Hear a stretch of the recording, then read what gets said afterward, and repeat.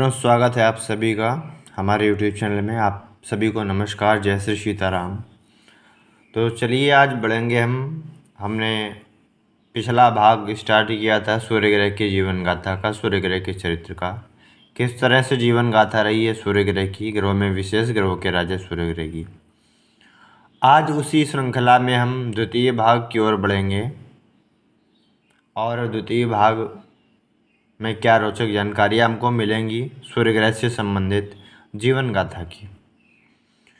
तो चलिए बढ़ते हैं द्वितीय भाग की ओर। उससे पहले आप हमारे YouTube चैनल पर अगर न्यू हैं या सब्सक्राइब ना किया हो तो आप हमारे चैनल को सबसे पहले सब्सक्राइब कर लें और नए नए वीडियो देखने के लिए आप नोटिफिकेशन बेल को ज़रूर दबाएं ताकि आपको नए वीडियो की सूचना सबसे पहले मिल सके। तो चलिए बढ़ते हैं और वीडियो को अंत तक बिना स्किप किए आप देखेंगे तभी आपको पूर्ण रूप से जानकारी प्राप्त हो पाएगी। और नए नए वीडियो देखने के लिए हमारे चैनल को ज़रूर सब्सक्राइब करें। तो पिछले वीडियो में आपने देखा कि यम सदा धर्म कहता रहता है, पता नहीं क्या करेगा। वैवस्वत ने आंदोलित मन से कहा था, करेगा क्या, धर्म कहने वाला धर्मयुक्त कार्य ही करेगा। और यमी ने यम के जाने के मार्ग की ओर देखते हुए कहा। यहाँ तक पिछली श्रृंखला पूर्ण हुई थी। तो अब बढ़ेंगे उसके आगे की श्रृंखला की ओर, आगे की कथानक की ओर, सूर्य ग्रह की जीवन गाथा का द्वितीय भाग। चलिए बढ़ते हैं। देखिए, शनि, सावणी और तपती तीनों स्वर्ण पात्र में खीर खा रहे हैं। उनके पास बैठी छाया उन्हें थोड़ा थोड़ा कर परोस रही है। शनि ने खीर खाते खाते तिरछी दृष्टि से द्वार की ओर देखा। छाया की ओर संकेत भरे भाव से देखा। छाया ने भी द्वार की ओर देखा। यम और वैवस्वत अंदर प्रवेश कर रहे हैं। अभी से क्यों चले आए? मेरे बुलाने तक उद्यान में ही रहो, आओ, छाया ने झल्ला कर कहा। भूख लग रही है माँ, खीर हमें भी, यमी ने अपने पद आगे बढ़ाते हुए कहा। रुको, छाया चिल्लाई, नहीं आने के लिए कहा है ना, जाओ यमी, अब यहाँ से। यमी डरते हुए रुक गई। यम आवेश में आकर यमी के बगल में खड़ा हो गया, घूर कर छाया को ही देखने लगा। बोला, खीर हमें भी दो माँ। अभी यम, तुम मेरी आज्ञा का उल्लंघन कर रहे हो। छाया अहंकारी, अपनी आज्ञा का नहीं, हो रहे अधर्म का। कहीं भी कभी भी हो मैं धिक्कारूंगा, माता हो तब भी। आपके पक्षपाती व्यवहार को मैं सही नहीं कर सकता।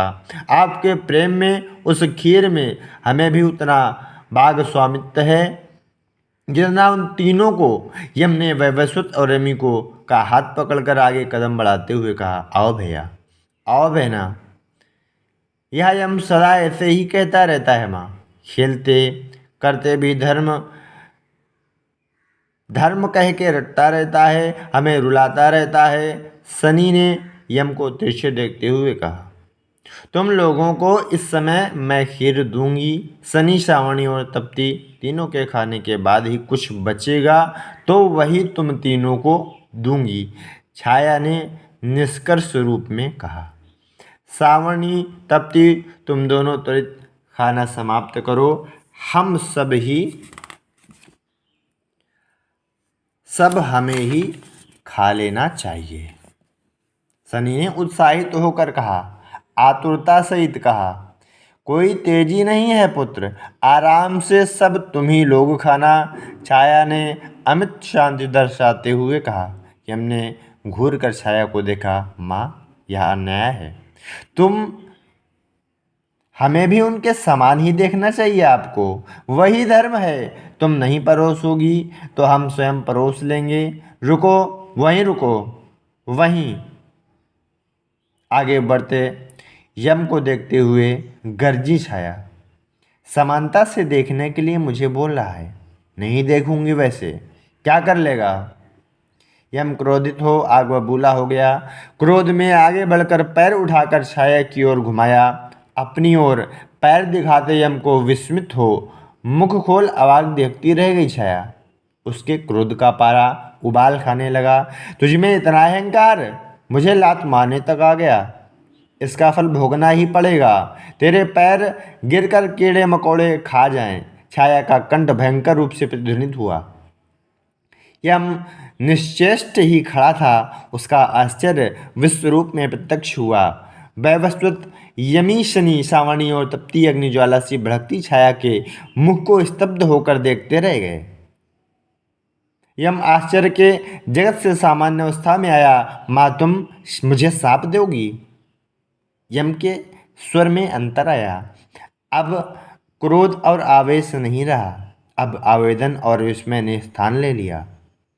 तुम अपने पुत्र को शाप दोगी? हाँ, शाप दूंगी, तुम्हारा सर्वनाश करूंगी। तुम मेरे पुत्र नहीं हो, जाओ, अपनी सूरत अब मुझे मत दिखाना। छाया एक भुजंगिनी की भांति फुफकार उठी। यम छाया के मुख को निर्भय होकर देखता रह गया। उसके नेत्रों में आंसू भर आए। मस्तक झुकाकर अपने पादों की ओर देखा।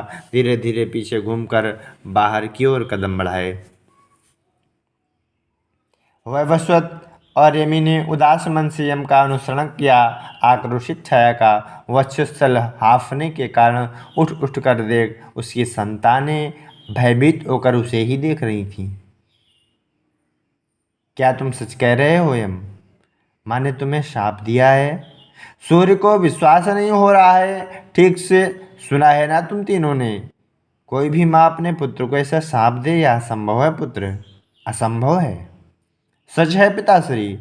माँ ने यम के पैर गिरकर कीड़े मकोड़े खा जाएं कहकर शाप दिया। वैवस्वत ने विनयपूर्वक कहा। जब से भाई शनि ने जन्म लिया है तब से ही माँ हम तीनों को अकारण ही सताते रुलाते आई है, यमी ने अपने बहते आंसू पोंछते हुए बताया। सूर्य की भ्रकुटियों पर बल पड़ गए। तीनों को एक साथ आलिंगन में लिया। पिताश्री मेरे पैर, यम ने भयभीत हो कहा। सूर्य ने यम के निकट आकर उसके सिर पर हथेली रखी। डरो मत यम, संज्ञा के शाप का उपसंहरण तो मैं नहीं कर सकता। उसका शाप फलित होगा भी तो तुम्हारे पादों को कोई प्रमाद नहीं आने दूंगा। तुम्हारे पादों का कुछ मांस कटकर गिरेगा, उसे ही कीट खाएंगे। संज्ञा का शाप इस तरह से उपसंहरित हो जाएगा। पिताश्री, यम के नेत्रों में आनंद बाष्प छिलके। सूर्य के मुख की प्रशांतता अंतर ध्यान हो गई। वैवस्वत की ओर देखते हुए पूछा। वैवस्वत, तुम्हारी माँ क्या तुम तीनों को ठीक से देखती नहीं है? मुझे यथार्थ चाहिए पुत्र। सच है पिताश्री। दोनों छोटे भाई और छोटी बहन के जन्म के अनंतर से ही माँ पता नहीं क्यों पूरी तरह बदल गई है। उन तीनों को देखती है तो मुस्कुराती है। हम तीनों को जब भी देखती है उनकी आंखों से अग्निज्वालाएं भभकती हैं। तपती की सदा प्रशंसा करती है, मुझे सदा निंदित करती है। यमी ने दीन भाव से कहा। हम तीनों से मिलकर ना रहने के लिए छोटे भाई व बहन से कहते। मैंने सुना है हमें देखकर माँ आग उगलती है। अभी अभी शाप देकर तुम मेरे पुत्र नहीं हो, जाओ यहाँ से, कहा है पिताश्री। यम ने कहा। शाप दूंगी, तुम्हारा सर्वनाश करूंगी, कहा है माँ ने यम से। वैवस्वत ने उग्र होकर कहा। पिताश्री, माँ मेरा सर्वनाश अग्निज्वाला सा लाल होते पिता के मुख को देख यम ने कहना रोक दिया। सूर्य क्रोधावेश से द्वार की ओर चले। वैवस्वत, यम और यमी एक दूसरे का मुख देखते हुए उनके पीछे दौड़े।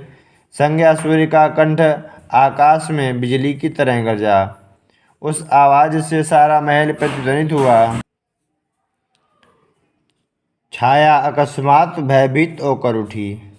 पिता को देखते ही शनि सावणी और तपती असंकल्पित ही माता की आड़ में जा छिपे। यम को शाप दिया है तुमने? सूर्य ने छाया के निकट आकर खड़े होकर उसके मुख और आंखों में तीक्ष्णता से देखा। उसके शरीर से भयंकर ताप चारों ओर व्याप्त हो रहा है। सूर्य के उस भभकते ताप से कहीं वह भस्म न हो जाए, इस डर से अप्रयत्न ही छाया पीछे हटी। तुम अपने कुमार को शाप दोगी? सूर्य हुंकारे, ऐसा व्यवहार क्या? एक माँ के लिए उचित है? तुम वास्तव में माँ ही हो या बोलो? छाया ने कांपते हुए उनकी आंखों में देखा। सूर्य की आंखें स्वर्ण पात्र में आग के गोले सी दिखी। महा उग्र ज्वालाएं उन नेत्रों से सहस्त्र किरणों के रूप में तेज तप्त लिए सीधे छाया की आंखों में घुसी चली आईं। छाया का सारा शरीर पसीने से भीग गया। आंखों से गर्म आंसू निकल रहे हैं। सारा शरीर कांप रहा है। तुम वास्तव में माँ हो? माँ हो? माँ हो तुम? सूर्य की वह गरज गुफा में सिंहनाद सी छाया के कानों में ही नहीं, उसके सर्वस्व में गूंज रही थी। यत्न रहित ही उसके ओंठ हिले। मैं उन तीनों की माँ नहीं हूँ। संज्ञा। सूर्य का कंठस्वर आश्चर्य से मंदिर के घंटों जैसा ध्वनित हुआ। मैं? कुछ भी न करें, मैं संज्ञा नहीं हूँ। संज्ञा। मैं छाया हूँ, संज्ञा की छाया। उसकी छाया होने के नाते मुझ में प्राण प्रतिष्ठित कर संज्ञा ही ने मुझे यहाँ भेजा है। सूर्य अपने क्रोध, अपने आप को और सर्वस्व को भूलकर समुद्र के तूफान में डूबे जैसे निबिड़ आश्चर्य में डूब कर सुन रहे हैं। छहों संतानें काठ की पुतलियों की तरह खड़ी देखती रहीं। छाया कांपते हुए कहती जा रही है, पिताश्री। कहते हुए यमी ने सूर्य के निकट जाकर हाथों से उन्हें घेर लिया। क्या माँ अब नहीं आएंगी? क्या माँ अब नहीं आएंगी? पुत्री के प्रश्न का समाधान देते हुए सूर्य के हाथ यमी को पास खींच लाए। सूर्य का हृदय द्रवित हो उठा। इतने काल से उन्होंने अपनी संतानों को माना होकर माँ के संरक्षण में रखकर क्षोभ के हाथों सौंप दिया था। उसने छाया का सौख्य अनुभव किया। छाया के साथ वह दाम्पत्य जीवन भी यथार्थ नहीं है, वह सुख भी यथार्थ नहीं। पिताश्री, हमें हमारी माँ चाहिए, वैवस्वत और यम ने एक साथ कहा। सूर्य ने सिर झुकाकर पुत्री को प्यार से चूमा। उसे धीरे से पुत्रों के पास सरकाया। तीनों को कुछ देर तक देखा। तुम्हारी माँ को मैं ले आऊँगा, दुखित मत होना, भयभीत भी नहीं, सूर्य ने कहा। उसके कंठ में निर्णय स्पष्ट झलका। तो मित्रों, आज की श्रृंखला बस यहीं से समाप्त होती है। मिलेंगे तृतीय भाग में अगले हफ्ते, यानी हर हफ्ते एक श्रृंखला होगी, एक भाग होगा हर हफ्ते श्रृंखला का। एक भाग हर हफ्ते आपको श्रवण करने को मिलेगा। तो आशा करता हूँ कि यह भाग आपको पसंद आया होगा। निश्चित रूप से विशेष जानकारी आपको हासिल हो गई होगी और इस भाग के अंतिम छोर तक आप जुड़े रहिए। इस सूर्य ग्रह की जीवन गाथा से आप जुड़े रहिए और इसके उपरांत बचे शेष 8 ग्रहों की जीवन गाथा भी आपको श्रवण करने को मिलती रहेगी। तो हमारे चैनल को सब्सक्राइब कर लें आप लोग और बेल आइकन को दबाएं ताकि जब भी नए वीडियो अपलोड करूं तो उसकी सूचना आपको सबसे पहले मिल सके, तो आप वीडियो देख सकें।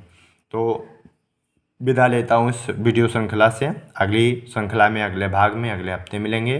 तो अभी तक के लिए नमस्कार, जय श्री सीताराम। आप सभी को हर हर महादेव, जय श्री राधे कृष्णा।